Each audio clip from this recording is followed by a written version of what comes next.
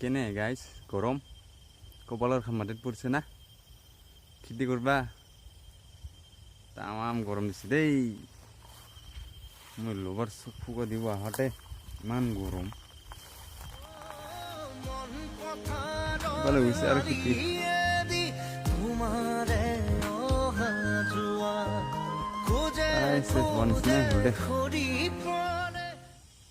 এইখিনি ইমান লগৰ চকু দিব আহোঁতে ইমান গৰম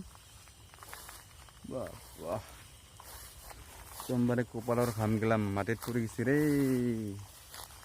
পুৰা কুটি ফটা ৰ'দ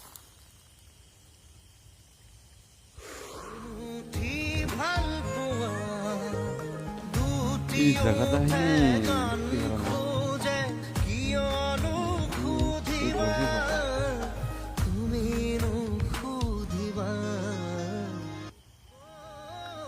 ধুনীয়া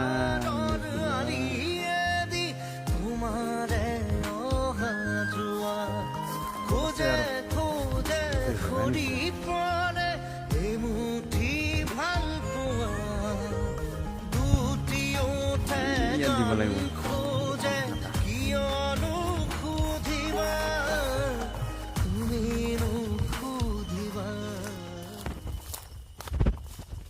ৰাতি ৰাতি পানী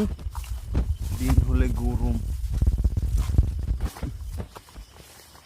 কি কৰবি গাইস